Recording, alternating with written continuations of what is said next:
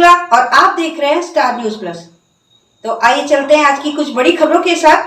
तब तक बने रहें स्टार न्यूज प्लस पर मेरे साथ लगातार। कुशलगढ़ में श्रीमद् भागवत कथा का समापन। महाआरती के बाद नगर में निकाली गई शोभा यात्रा। कुशलगढ़ कस्बे के औदिच्य ब्राह्मण समाज के नोहरा में चल रही भाद्रपद शुक्ल अष्टमी से शुरू श्रीमद् भागवत कथा का पूर्णिमा के दिन समापन किया गया और 2 दिन श्रीमद् भागवत गीता का श्रद्धालु ने श्रवण किया।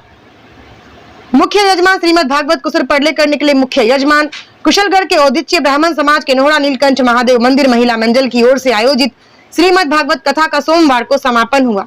कथावाचक थांदला वाले महाराज जय श्री हरि ने कथा का सार प्रस्तुत किया। उन्होंने कहा कि संसार का प्रत्येक प्राणी लालच और मोह में उलझा हुआ है, इस कारण वह मोक्ष प्राप्ति के लिए न सोच पाता है और न ही प्रयास करता है। उन्होंने बताया कि मानव जीवन का उद्देश्य धर्म, कल्याण और मोक्ष की प्राप्ति है। पितृपक्ष के दिनों में गीता 18वां का विस्तृत वर्णन किया गया।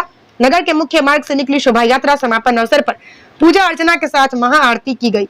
इसके बाद ढोल बाजे के साथ श्रीमद् भागवत की शोभा यात्रा निकाली गई। यह शोभा यात्रा कुशलगढ़ क्षेत्र के प्रमुख मार्गों से निकाली गई। स्टार न्यूज प्लस के लिए राजस्थान के बांसवाड़ा से अरुण जोशी की ये रिपोर्ट।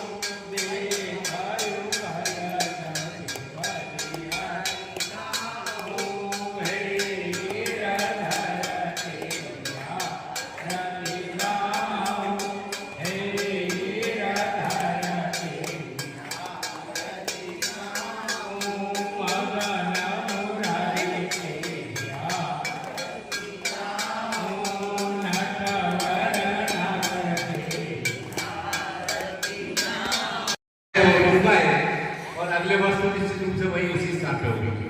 सर्वाधिक महत्वपूर्ण बात जो है वो ये है कि भागवत कथा प्रतिवर्ष निश्चित समय पर निश्चित तिथि से प्रारंभ होती है और जो ये 7 दिन है ये निश्चित पूर्व से वर्षों से निश्चित है, इसलिए पहले से ही इस बात की तैयारी करते हैं। लेकिन हम जिस धरती पर जन्म लिया है यह ऋषि मुनियों की धरती है।